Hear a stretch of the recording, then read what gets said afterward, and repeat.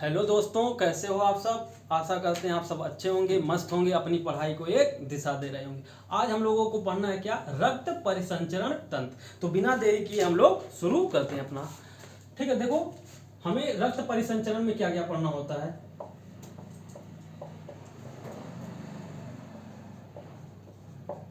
रक्त परिसंचरण तंत्र। अब देखो, रक्त परिसंचरण की खोज किसने किया, सबसे पहले प्रश्न तो यही बन जाता है। तो इसके खोज करता है बाबू कौन, विलियम हार्वे। देखो इसके खोज करता है विलियम हार्वे। विलियम हार्वे कौन है, विलियम हार्वे। देखो रक्त परिसंचरण को तीन तरीके से पढ़ा जाता है, तीन हिस्सों में बांट करके पढ़ा जाता है। पहला हिस्सा होता है आपका, पहला हिस्सा होता है रक्त होता है, दूसरा होता है रक्त नलिकाएं होती हैं, रक्त नलिकाएं, और तीसरा होता है हृदय। ये तीनों ही किसके भाग होते हैं बाबू, रक्त परिसंचरण तंत्र के होते हैं। तो पहला भाग क्या होता है, रक्त, दूसरा रक्त नलिकाएं, तीसरा हृदय। अब आपको तो पता ही रक्त क्या है, एक संयोजी ऊतक है, तरल संयोजी ऊतक है। रक्त नलिकाएं जैसे जहां से हमारी ये जो नसें होती हैं, इन्हीं नसों के बारे में रक्त नलिकाओं के द्वारा पढ़ा जाता है, जिसमें दो प्रकार के नलिकाएं होती है। एक का नाम होता है धमनी और एक का नाम होता है सिरा। एक का नाम होता है धमनी और एक का नाम होता है सिरा। धमनी और सिरा के बारे में, रक्त नलिकाओं के बारे में जाना जाता है। और हृदय तो आपको पता ही है, दिल दे बैठे सनम, उसी का, हालांकि उसका कोई रोल नहीं होता है। तो हृदय के बारे में हम लोग पढ़ते हैं, ठीक है। तो ये सारी चीजें हम लोग इस रक्त परिसंचरण के बारे में देखेंगे। तो रक्त परिसंचरण की खोज करता कौन है बाबू, विलियम हार्वे हैं। और इस रक्त परिसंचरण के अंतर्गत कौन कौन सी चीजें पढ़ी जाती हैं, एक तो रक्त पढ़ा जाता है, दूसरा रक्त नलिकाएं पढ़ी जाती हैं, तीसरा हृदय पढ़ा जाता है। तो सबसे पहले हम लोग शुरू करते हैं क्या, रक्त के बारे में, ठीक है ना। तो सबसे पहले हम लोग रक्त के बारे में जानकारी ले लेते हैं। अब देखो रक्त क्या है,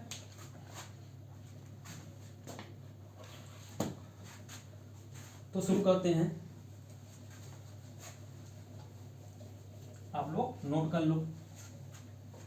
देखो रक्त क्या है, सबसे पहला क्वेश्चन तो यही बनता है। रक्त एक तरल संयोजी ऊतक है। रक्त क्या है बाबू, रक्त एक तरल संयोजी ऊतक है। क्वेश्चन पूछा जा चुका है कि रक्त क्या होता है, तो रक्त एक तरल संयोजी ऊतक होता है, ठीक है ना। रक्त क्या है, रक्त एक तरल संयोजी ऊतक होता है। रक्त का पीएच मान क्या होता है, तो रक्त का पीएच मान 7.4 होता है। रक्त का पीएच मान कितना होता है बाबू,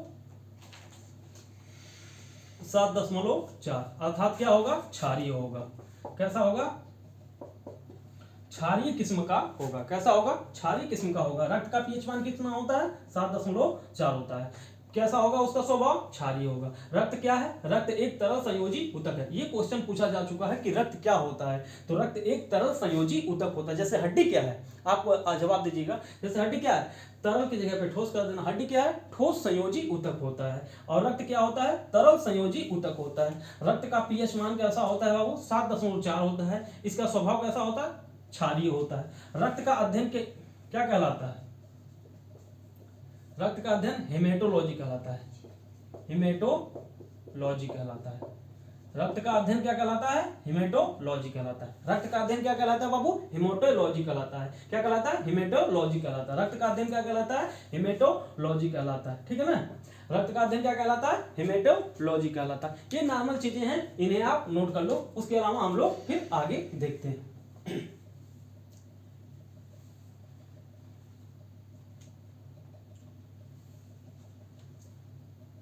तो आप लोग नोट कर लेंगे। और यहीं पे लिख लो, एक यूनिट ब्लड बराबर कितना होता है। एक यूनिट ब्लड कितने बराबर होता है, 450 ml के बराबर होता है। 450 ml के बराबर होता है। कभी कभार मान लो पूछ ही लो कि एक यूनिट ब्लड बराबर कितना होता है। वही जब आपके मतलब हमारे परिवार में कोई बीमार पड़ जाता है, हॉस्पिटल में होता है, तो उन्हें उस दौरान हमें क्या होता है, ब्लड देने की जरूरत पड़ती है, या ऑपरेशन होता है, या घर में कोई मान लीजिए प्रेग्नेंट महिला है और उनका ऑपरेशन चल रहा है, उस दौरान भी ब्लड की जरूरत होती है। तो डॉक्टर कहता है कि आप 1 यूनिट या 2 यूनिट ब्लड लेकर आइए। तो 1 यूनिट ब्लड बराबर आखिर कितना होता हो, कितना ब्लड लाने के लिए कहता है, वो तो कह देता है कि 1 यूनिट लाइए, 2 यूनिट लाइए। लेकिन वो नॉर्मली होता क्या है कि 1 यूनिट बराबर कितना होता है, 450 ml के बराबर होता है। कितना होता है, 450 ml ब्लड के बराबर होता है। तो ये आपको ध्यान में रखना है। अब हम लोग देखते हैं ब्लड की और सारी। तो ये हो गया ब्लड की सामान्य विशेषता। अब लिखो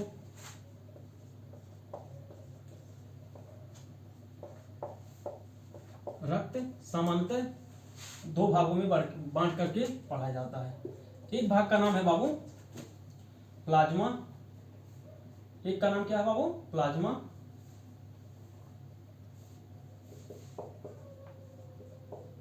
प्लाज्मा, और एक का नाम है बाबू रक्त कोशिकाएं।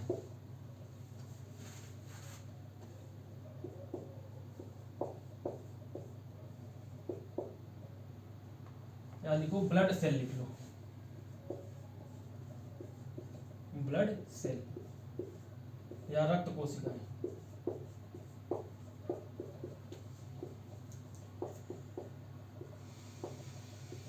ठीक है ना, एक क्या है प्लाज्मा है और एक क्या है ब्लड सेल है। तो हमारे जो ब्लड होता है हमारा, उस ब्लड में क्या क्या मिलता है, एक तो प्लाज्मा होता है और एक क्या होता है ब्लड सेल होते हैं।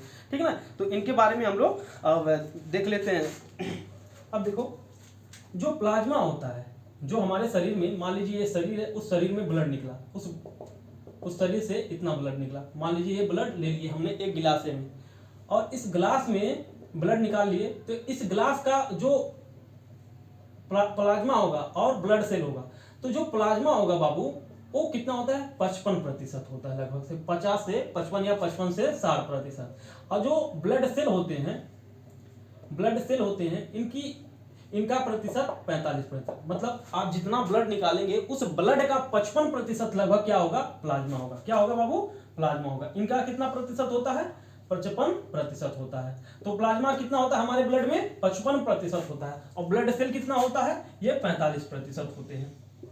ठीक है ना, 40 से 45 मिलेगा। ठीक है ना, तो 40 से 45 मिलेगा, 55 से इधर 55 से 60 मिलेगा। तो प्लाज्मा कितना होता है हमारे शरीर में, जितना आप खून निकालोगे उस खून का 55% प्लाज्मा होगा, और उस प्लाज्मा में 90% चीजें, 90% जल होगा। बाबू जितना प्लाज्मा है, मान लो ये खून निकाले, इस खून का 55% क्या है प्लाज्मा है, और इस प्लाज्मा में भी 90% क्या है बाबू 90% जल है, और 10% बाबू क्या है प्रोटीन है, खनिज है, लवण है, विटामिन है इत्यादि पाए जाते हैं। ठीक है ना, तो ये 10% क्या है बाबू प्रोटीन है तथा अन्य चीजें पाई जाती हैं।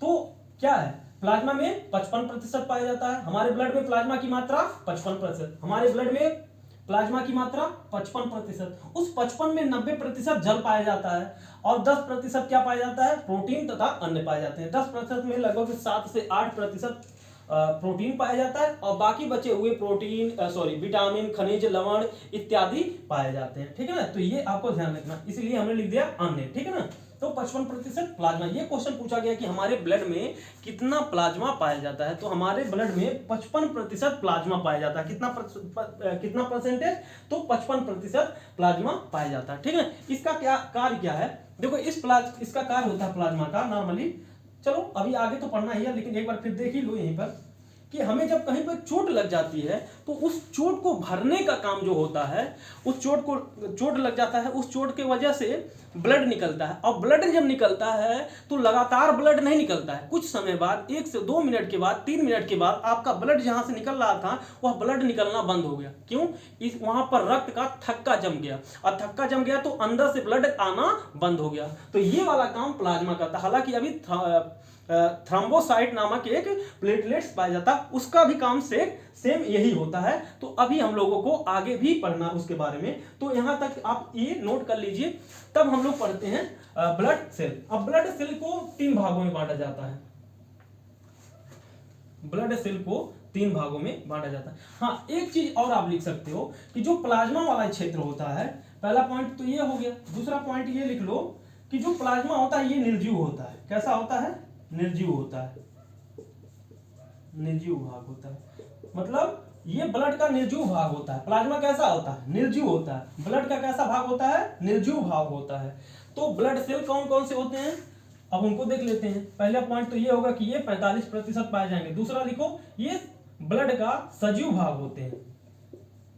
ये ब्लड का सजीव भाग होते हैं। ये ब्लड का कैसे भाग होते हैं? सजीव भाग होते हैं। अब इसके अंतर्गत कौन कौन सी चीजें शामिल होती हैं उनके बारे में हम लोग देख लेते हैं, ठीक है ना। तो ब्लड सेल के बारे में थोड़ा सा हम लोग अब देख लेते हैं। ब्लड सेल के अंतर्गत कौन कौन सी चीजें आती हैं। अब देखो, ब्लड सेल के अंतर्गत आपने सुना होगा कि आरबीसी आता है, आरबीसी आता है, डब्ल्यूबीसी आता है, डब्ल्यूबीसी आता है, और प्लेटलेट्स आते हैं।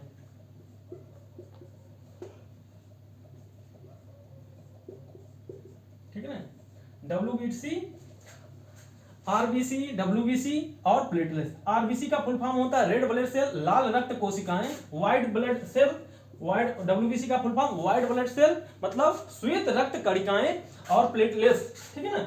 ये तीन चीजें पाई जाती हैं, और ये तीनों कैसे होते हैं? सजीव प्रकार के होते हैं, मतलब इसमें जीवन पाया जाता है, ठीक है ना। इनमें कैसा होता है? ये जीवित भाग होते हैं। ब्लड के कैसे भाग होते हैं? जीवित भाग होते हैं। और ये कैसे? मरे हुए भाग, अर्थात ये निर्जीव होते हैं, इनमें जीवन नहीं होता है। तो ये आपको ध्यान में रखना है, ठीक है ना, ये आपको ध्यान में रखना। अब देखो आरबीसी के बारे में। आरबीसी को एरिथ्रोसाइट कहते हैं। क्या कहते हैं बाबू? एरिथ्रोसाइट, एरिथ्रोसाइट कहते हैं। क्या कहते हैं? एरिथ्रोसाइट कहते हैं। आरबीसी को क्या कहते हैं? एरिथ्रोसाइट कहते हैं। क्या कहते हैं? एरिथ्रोसाइट कहते हैं। डब्ल्यूबीसी को क्या कहते हैं? ल्यूकोसाइट कहते हैं, ल्यूकोसाइट कहते हैं, ठीक है ना। डब्ल्यूबीसी को क्या कहते हैं? ल्यूकोसाइट कहते हैं। क्या कहते हैं? ल्यूकोसाइट कहते हैं। आरबीसी को क्या कहते हैं? एरिथ्रोसाइट कहते हैं। डब्ल्यूबीसी को क्या कहते हैं? ल्यूकोसाइट कहते हैं। और प्लेटलेट्स को क्या कहते हैं बाबू? थ्रोम्बोसाइट कहते हैं। क्या कहते हैं? थ्रोम्बोसाइट कहते हैं, थ्रोम्बोसाइट कहते हैं। प्लेटलेट्स को क्या कहते हैं? थ्रोम्बोसाइट कहते हैं। आरबीसी का फुल फॉर्म हमने क्या बताया? Red blood cell. क्या कहते हैं? रेड ब्लड सेल, लिख लो, रेड ब्लड सेल। और इसका क्या है? White blood cell.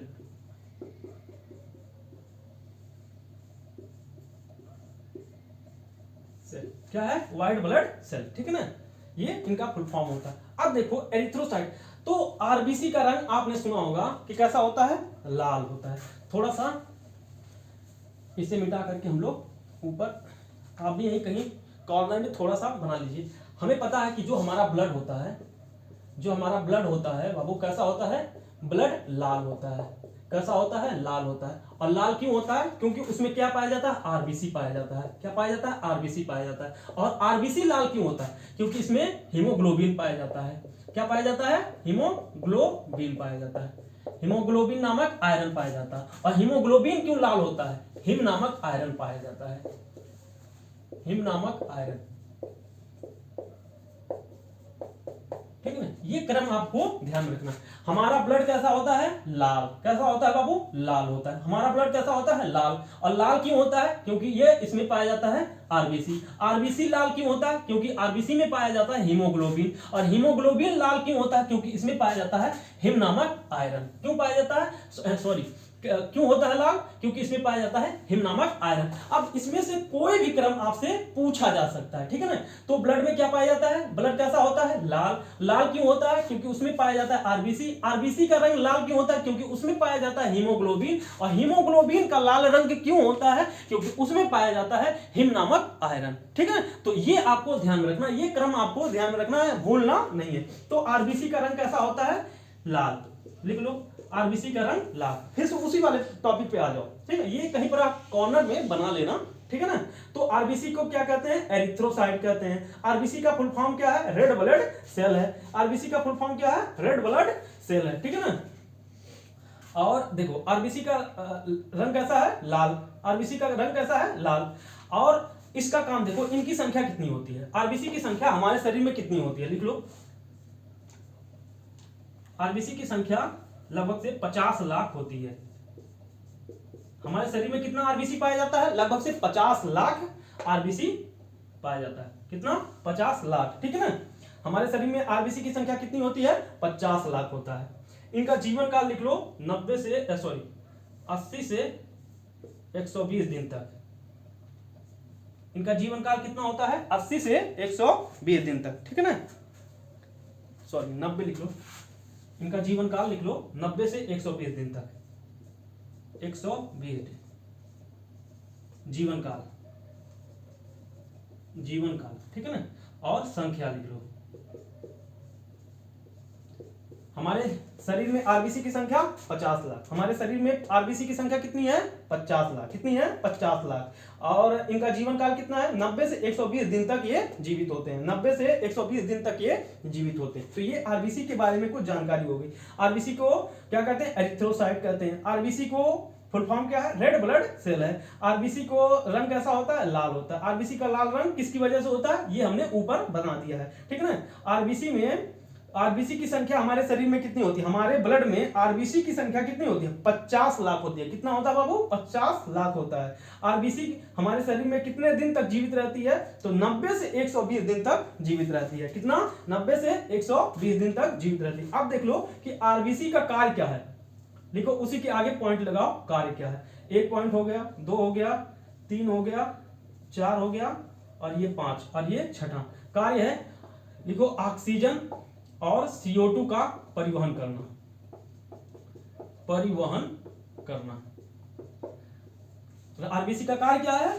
ऑक्सीजन और CO2 का परिवहन करना। क्या काम है बाबू आरबीसी का? ऑक्सीजन और CO2 का परिवहन करना। इसके कितने काम हो गए? 6।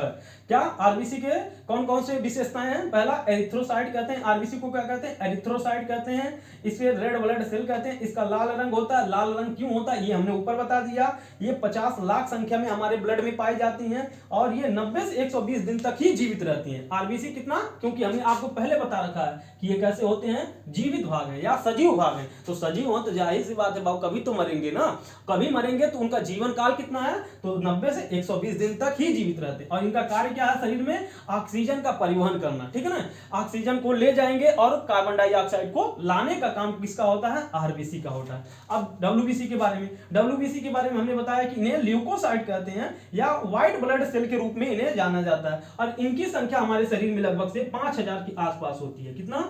5000, ठीक है ना। संख्या इनकी कितनी होती है? 5000। हमारे ब्लड में कितना पाया जाता है? डब्ल्यूबीसी 5000 पाए जाते हैं, ठीक है ना।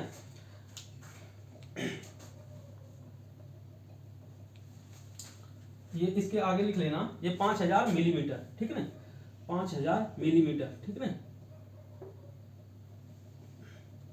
5000 मिलीमीटर।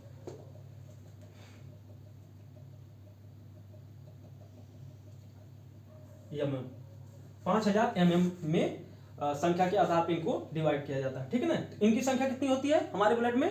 तो 5000 mm होता है, ठीक है ना। और इसके अलावा इनका एक ही काम है, क्या? प्रतिरोधक क्षमता पैदा करना। क्या है? प्रतिरोधक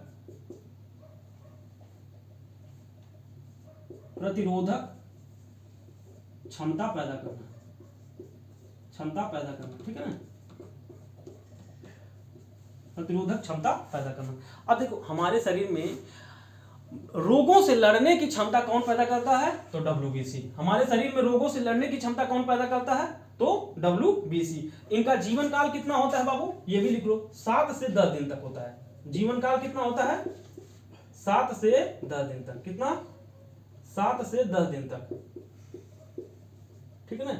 इनका जीवन काल कितना होता है? डब्ल्यूबीसी का जीवन काल 7 से 10 दिन तक। इसे क्या कहते हैं? ल्यूकोसाइट कहते हैं। व्हाइट ब्लड सेल के रूप में जाना जाता है। इनकी संख्या कितनी होती है? 5000 होती है। प्रतिरोधक क्षमता विकसित करना इनका काम होता है, अर्थात हमारे शरीर में रोगों से लड़ने की क्षमता किसके कौन पैदा करता है? तो डब्ल्यूबीसी। हमारे रोगों से लड़ने की क्षमता कौन पैदा करता है हमारे शरीर में? तो डब्ल्यूबीसी। तो ये आपको ध्यान रखना है। तो इस प्रकार आरबीसी हो गया, डब्ल्यूबीसी हो गया।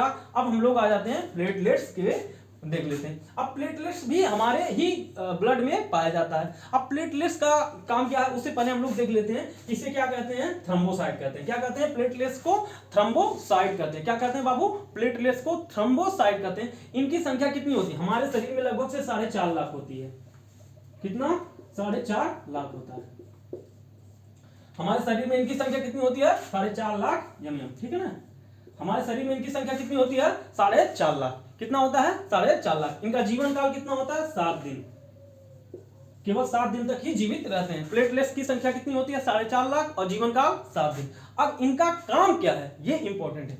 जब हमारे शरीर में कहीं चोट लग जाता है बाबू तो खून निकलता, हमने अभी आपको बताया, तो खून निकलता है क्या? वो लगातार खून निकलता है कि एक समय बाद वो खून निकलना बंद हो जाता है? अगर खून निकलना बंद हो जाता है तो ये काम कौन कर रहा है? तो ये काम यही प्लेटलेट्स करता है, एक प्रोटीन छोड़ करके वायु के साथ क्रिया करके प्रोथ्रोम्बिन नामक प्रोटीन बना देता है। अब प्रोथ्रोम्बिन नामक प्रोटीन उस जगह पे, कटे हुए जगह पे जालीनुमा संरचना के रूप में विस्तृत हो जाता है और नीचे से ब्लड आने से रोकता है, ठीक ना। अर्थात वो थक्का बनाने का काम करता है, रक्त का थक्का बनाने का काम करता है। और रक्त का थक्का बनाने का काम कौन करता है? ये प्लेटलेट्स। और प्लेटलेट्स क्या छोड़ता है? प्रोथ्रोम्बिन नामक प्रोटीन छोड़ता है जो क्या करता है? रक्त को, थक्के को बनाता है, ठीक है ना। लिख लो इसका कार्य लिखो, थ्रोम्बोसाइट का कार्य लिखो, रक्त का थक्का बनाना, रक्त का थक्का बनाना, रक्त का थक्का बनाना, ये प्लेटलेट्स का काम होता है। अब यहीं पर एक लगे हाथ हम लोग थोड़ा सा देख लेते हैं कि बाबू रक्त का जो थक्का होता है, लिखो रक्त का जो थक्का है ये कौन बनाता है? वो कौन सी प्रोटीन है? तो लिखो प्रोथ्रोम्बिन। खूब कई बार पूछा गया क्वेश्चन है, ठीक है ना।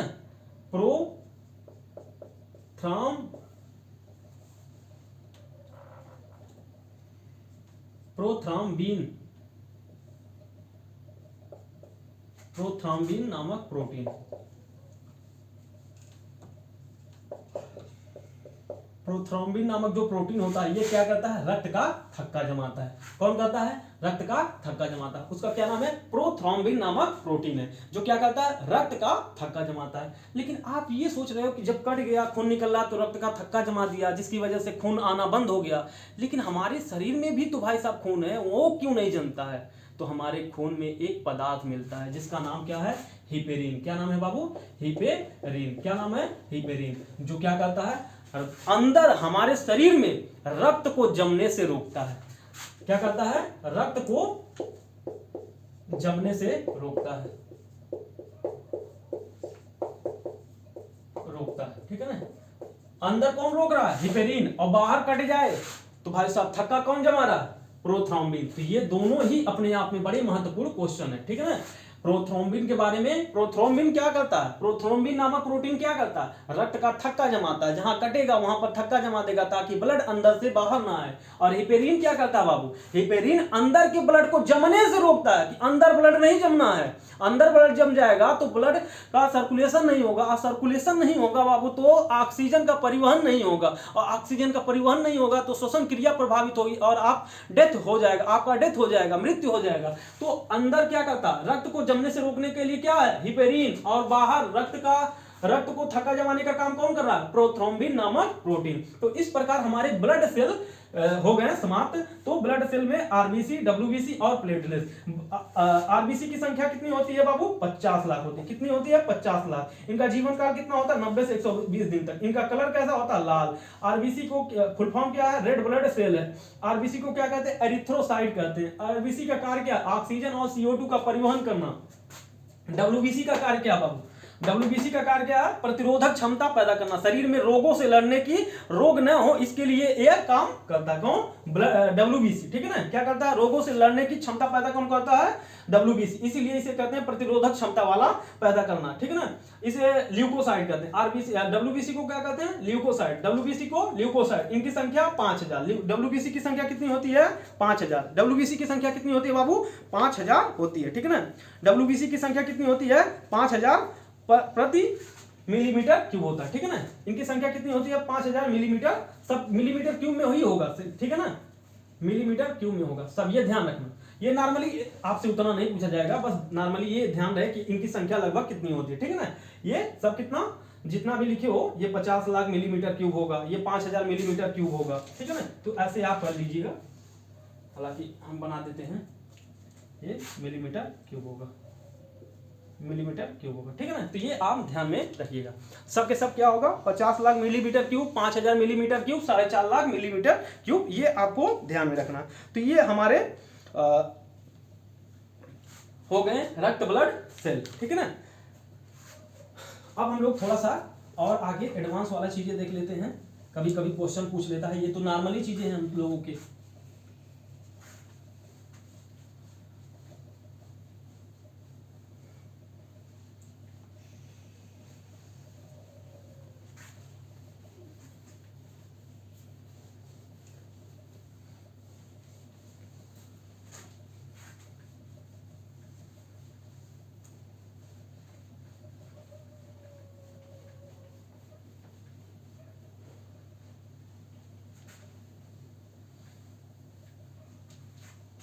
अब देखो देखो नोट करके लिखो,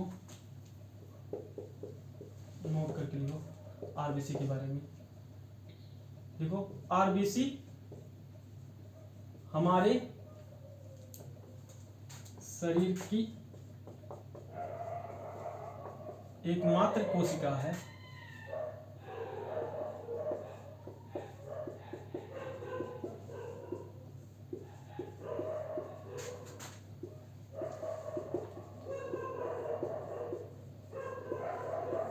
केंद्रक नहीं पाया जाता।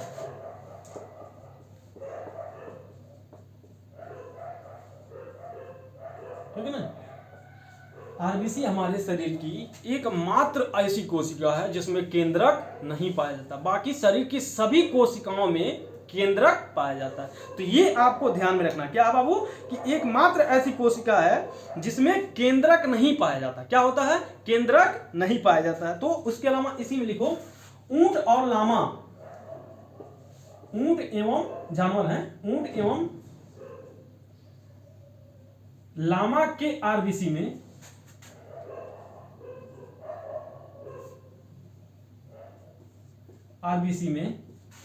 केंद्रक के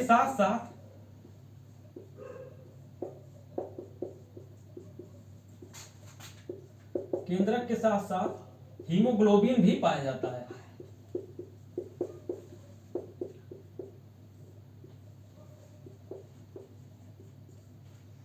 पाया जाता है, ठीक है ना।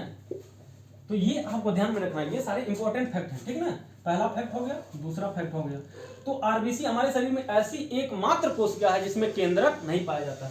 लेकिन ऊंट एवं लामा के आरबीसी में केंद्रक के साथ साथ बाबू उसमें हीमोग्लोबिन पाया जाता है। हालांकि हमारे ब्लड में क्या है? हीमोग्लोबिन है, लेकिन केंद्रक नहीं है। लेकिन ऊंट और लामा ऐसे दो जानवर हैं जिसमें केंद्रक तो पाया जाएगा और हीमोग्लोबिन भी पाया जाता है। तो ये दोनों क्वेश्चन पूछे जा चुके हैं। ऊंट और लामा में केंद्रक के साथ साथ हीमोग्लोबिन भी पाया जाता है। अब ध्यान से देखो तीसरा पॉइंट, जब हम सोते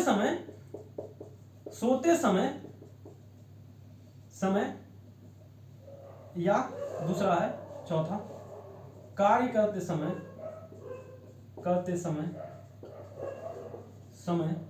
पहाड़ पर चढ़ते समय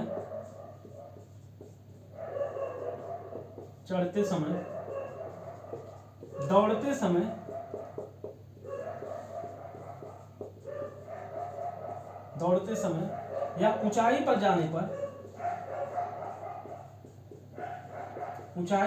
पर आरबीसी की संख्या, देखो अब देखो ध्यान लगाओ, अगर आप बाबू सो रहे हो, जब सोते हो तो आप में आरबीसी की संख्या क्या हो जाएगी? कम हो जाएगी। जब आप सोते हो तो उस समय आपकी आरबीसी की संख्या क्या हो जाएगी? कम हो जाएगी। आरबीसी की संख्या क्या हो जाएगी बाबू? संख्या कम हो जाएगी। तो ये आपको ध्यान में रखना है। जब आप सोते हो तो उस समय आरबीसी की संख्या क्या हो जाएगी? कम हो जाएगी। लेकिन बाबू जब आप दौड़ते हो, कार्य करते हो, कहीं ऊंचाई पर जा रहे हो, पहाड़ पे चढ़ रहे हो, तो आरबीसी की संख्या बाबू, आरबीसी की संख्या बढ़ जाएगी। तो ये ध्यान में रखना है कि जब आप एकदम मतलब निष्क्रिय रहोगे तो उस समय आरबीसी की संख्या काउंट क्या हो जाता है? कम हो जाता है। लेकिन आप जब काम करते हो तो पहाड़ पे चढ़ते हो, दौड़ते हो, ऊंचाई पर चढ़ते हो, तो आरबीसी की संख्या क्या हो जाती है? ऑटोमेटिकली बढ़ जाती है। तो ये आपको ध्यान में रखना है, ठीक है ना। ये ध्यान में रखना। अब अगला देख लो, अब 3 बीमारियां हैं, जैसे हीमोग्लोबिन कहां पाया जाता है? हमारे आरबीसी में। हीमोग्लोबिन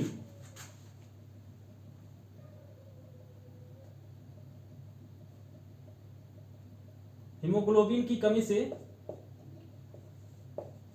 से कौन सा रोग होता है? एनीमिया। कौन सा रोग? एनीमिया रोग। खूब ज्यादा पूछा गया, खूब बहुत पूछता है भाई साहब, एकदम स्टार लगा लो। ये क्वेश्चन खूब पूछता है कि बताओ हीमोग्लोबिन की कमी से कौन सा रोग होता है, हीमोग्लोबिन की कमी से कौन सा रोग होता है। तो आपको ध्यान रखना है कि हीमोग्लोबिन की कमी से कौन सा रोग होगा? एनीमिया होगा।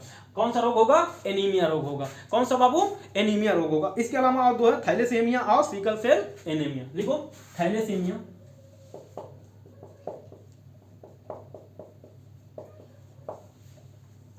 Sickle cell anaemia. Sickle cell anaemia क्या होता है? Sickle cell anaemia. थैलेसीमिया में जो है, थैलेसीमिया में क्या होता है कि हीमोग्लोबिन का निर्माण कम होता है। इसमें क्या होता है? हीमोग्लोबिन का निर्माण कम हो जाता है, निर्माण कम हो जाता है, कम हो जाता है। और इसमें क्या होता है बाबू? जो हीमोग्लोबिन होता है उसका आकार हाशिए के तरीके से हो जाता है। इन दोनों ही परिस्थितियों में क्या होता है कि ये संबंधित किससे होता है? ब्लड से। तो अब आपको ध्यान यही रखना है बाबू कि ये दोनों रोग कैसे रोग हैं? ये तीनों ही रोग किसकी कमी से होते हैं? ब्लड की कमी से या ब्लड से संबंधित रोग होते हैं। अब ये जो रोग होता है बाबू, थैलेसीमिया और सिकल सेल एनीमिया, ये दोनों ही कैसे हैं? आनुवांशिक रोग हैं। कैसे रोग हैं? आनुवांशिक रोग हैं, आनुवांशिक रोग होते हैं। कैसे रोग है बाबू? आनुवांशिक रोग है। अब देखो हीमोग्लोबिन कम बनेगा तो ऑक्सीजन का परिवहन भी कम होगा, और ऑक्सीजन का परिवहन कम होगा तो आपको और भी कई सारी समस्याएं पैदा होती हैं। आनुवांशिक रोग कहने का मतलब यह है कि अगर हमारे माता पिता को थैलेसीमिया या सिकल सेल एनीमिया है तो मुझे भी होने की संभावना है, ठीक है ना, मुझे भी हो जाएगा। अर्थात जब वो माता पिता प्रभावित किससे? थैलेसीमिया या सिकल सेल एनीमिया से प्रभावित हैं, तो जब वो बच्चे को जन्म देंगे तो बच्चा जो जन्म लेगा उस बच्चे को भी ये बीमारी हो जाएगी, थैलेसीमिया और सिकल सेल एनीमिया। और ये वाला हीमोग्लोबिन की कमी से कौन सा रोग होता है? तो एनीमिया रोग होता है। आप कमेंट करके बताइए कि सिकल सेल एनीमिया हमारी भारत सरकार का लक्ष्य रखा है कि इसे कब तक खत्म कर देने का।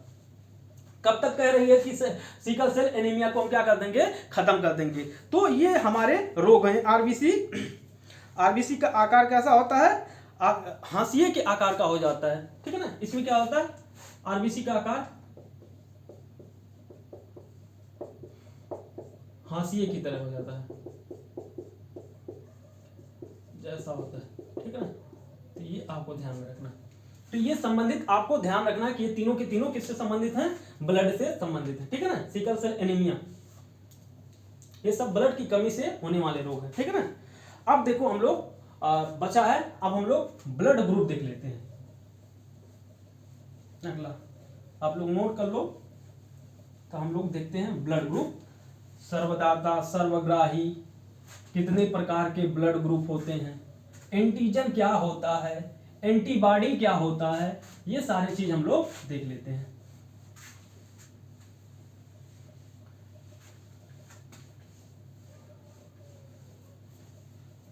अब लिखो ब्लड ग्रुप, लिखो ब्लड ग्रुप। अब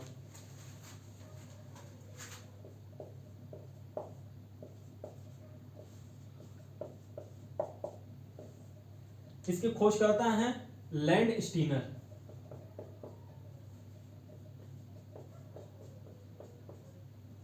कौन है बाबू? Land Steiner. कौन है? Land Steiner. ब्लड ग्रुप के खोजकर्ता लैंड स्टीनर। कुल कितने प्रकार के ब्लड ग्रुप पाए जाते हैं? पूरी पृथ्वी पे 4 प्रकार के ब्लड ग्रुप पाए जाते हैं। कितने प्रकार के? 4 प्रकार के ब्लड ग्रुप।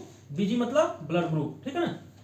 4 प्रकार के ब्लड ग्रुप पाए जाते हैं। ब्लड ग्रुप के खोजकर्ता कौन थे? लैंड स्टीनर, ठीक है ना। लिखो यहीं पे लिख लो। चौथा लिखो, O- को क्या कहते हैं? सर्वदाता कहते हैं, सर्वदाता। O- को सर्वदाता कहते हैं। लिखो AB+ को सर्वग्राही कहते हैं, सर्वग्राही कहते हैं। मतलब जिसका ब्लड ग्रुप O- होगा या O- होगा वह व्यक्ति किसी भी दुनिया के किसी भी व्यक्ति को ब्लड दे सकता है। ठीक है ना, वो क्या करता है, क्या कर सकता है, दुनिया के किसी भी व्यक्ति को ब्लड डोनेट कर सकता है। और जिस व्यक्ति का AB प्लस होगा, जिस व्यक्ति का AB प्लस होगा, वह दुनिया के किसी भी व्यक्ति से ब्लड ले सकता है। ठीक है ना, वह दुनिया के किसी भी व्यक्ति से ब्लड ले सकता है। और हमने बताया कि ब्लड कितने प्रकार के होते हैं, 4 ही प्रकार से, अर्थात AB जो होगा वह चारों प्रकार के ब्लड ग्रुप वाले व्यक्ति से ब्लड ले सकते हैं। अब ब्लड ग्रुप आप सोच रहे होंगे, जिन लोगों को नहीं पता है वो लोग देख लो। जैसे ब्लड ग्रुप कितने प्रकार के हैं, BG मतलब ब्लड ग्रुप,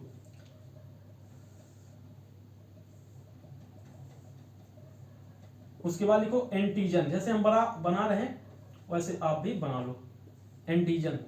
उसके बाद लिखो एंटीबॉडी, एंटीबॉडी। ठीक है,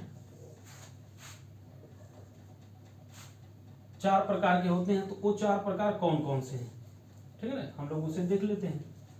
अब देखो, हमने कहा कि बोला क्या कि पूरी दुनिया में कितने प्रकार के ब्लड ग्रुप पाए जाते हैं। प्रत्येक व्यक्ति में जो ब्लड होता है उसका एक अपना नाम होता है। जैसे हमारे शरीर में जो ब्लड होता है उसका स्पेशल नाम होगा कि ये कौन से प्रकार का ब्लड है, उसी के आधार पर इन ब्लड ग्रुप को निर्धारित किया गया है। जैसे देखो, ए होता है, ए प्रकार के, बी प्रकार के, AB प्रकार के और O प्रकार के। तो पूरी दुनिया में कितने प्रकार के ब्लड ग्रुप पाए जाते हैं, 4। वो कौन कौन के हैं, A है, B है, AB है और O है। A है, B है, AB है और O है। ठीक है ना, A है, B है, AB है और O है। टोटल कितने प्रकार के ब्लड ग्रुप हुए, 4 प्रकार के। अब जो ये 4 प्रकार हैं, एंटीजन और एंटीबॉडी, सबसे पहले इनके बारे में थोड़ा सा जान लो कि एंटीजन और एंटीबॉडी क्या होता है। एंटीजन और एंटीबॉडी,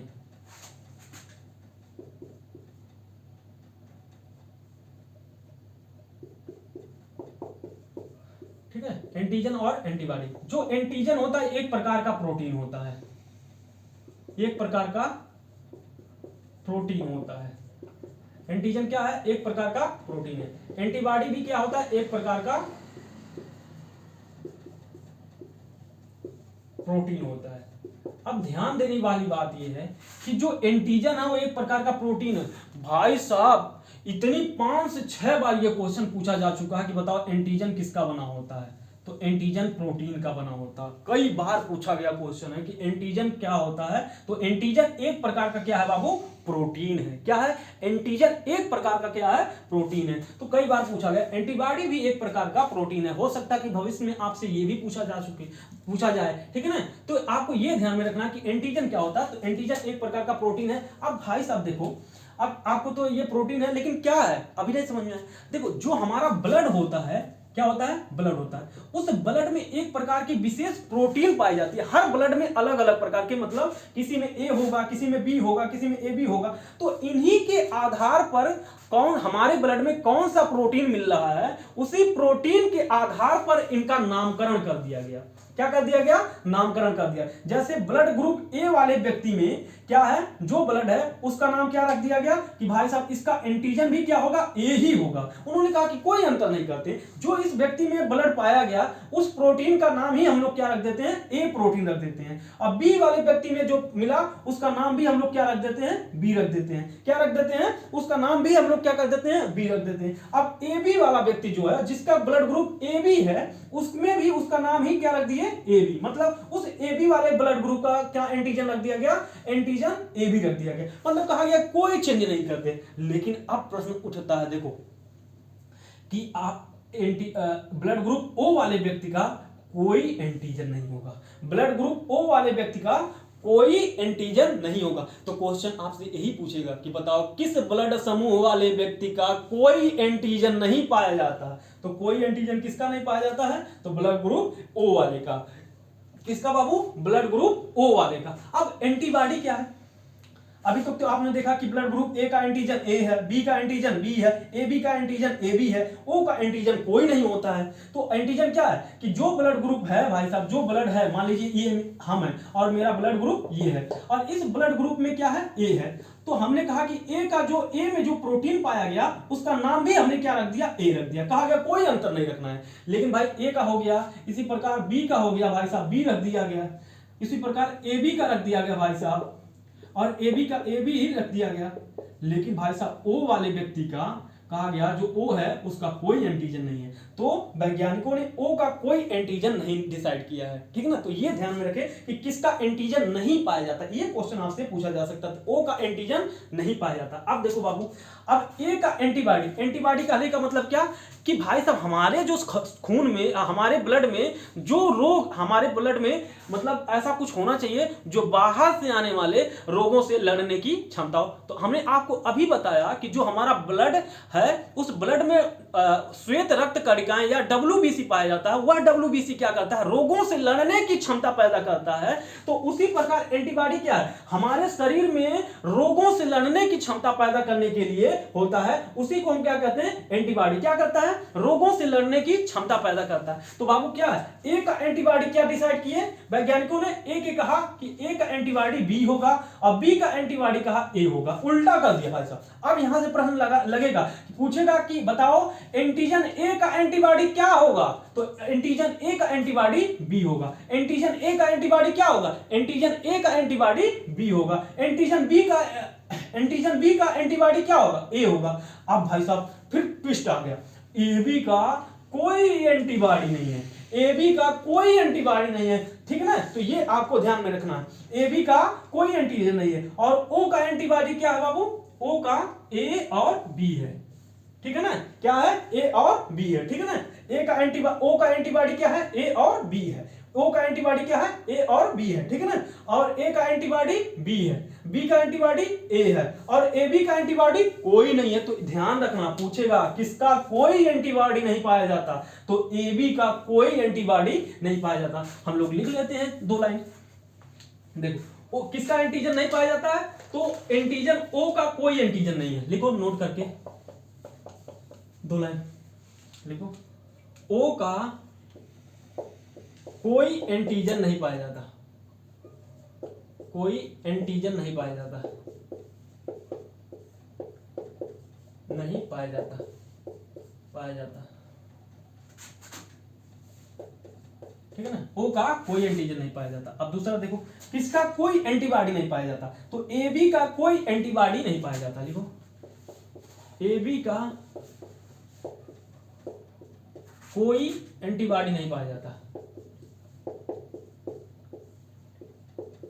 नहीं पाया जाता,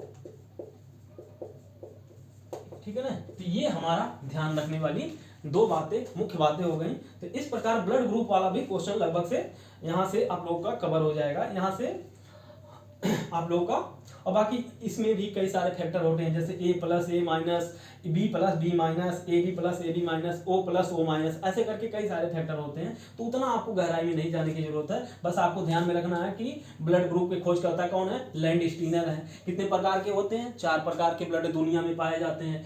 किसको सर्वदाता कहा जाता है, तो O माइनस को सर्वदाता कहा जाता है। किसको सर्वग्राही कहा जाता है, तो AB प्लस को सर्वग्राही कहा जाता है। भाई साहब कौन कौन से ब्लड ग्रुप होते हैं पूरी दुनिया में, 4। तो चारों का नाम क्या है, ए है, बी है, ए बी है, ओ है। ए का एंटीजन ए है, बी का एंटीजन बी है, ए बी का एंटीजन ए बी है, ए ओ का कोई एंटीजन नहीं। यही ध्यान में रखना है कि ओ का कोई एंटीजन नहीं। अब ध्यान रखना है यहाँ का कि बताओ ए का एंटीजन ए का एंटीबॉडी क्या होता है, बी। एंटीजन बी का एंटीबॉडी क्या होता है, ए एंटीजन ए बी का एंटीबॉडी क्या होता है, कुछ नहीं। एंटीजन ओ का, ब्लड ग्रुप ओ का एंटीबॉडी क्या होता है, A B. Blood group O का एंटीबॉडी क्या होता है, ए बी। तो ये ध्यान में रखने वाली बात होती है, ठीक है ना। तो इस प्रकार हम लोगों के लगभग से ये सारी चीजें कवर हो गई, आधा ब्लड ग्रुप का। तो ब्लड वाले में अब हम लोगों को पढ़ना क्या है, इसके बाद वाले में हम लोगों को पढ़ना है हार्ट। क्या पढ़ना है, हार्ट। तो हार्ट में ही हम लोग उसमें देख लेंगे धमनी और सिरा या नलिकाएं देख लेंगे, क्योंकि वो धमनियों के साथ ही जुड़ा हुआ चैप्टर होता है। तो इसके जस्ट बाद हम लोग क्या करेंगे, धमनी वाला, और धमनियों के साथ हम लोग क्या पढ़ लेंगे, हृदय पढ़ लेंगे। तो यहाँ तक ही आज के लिए बस इतना ही। तो फिर हम लोग मिलते हैं अगले क्लास में। जस्ट इसके बाद वही वाला क्लास होगा आपका, ठीक है। धन्यवाद दोस्तों।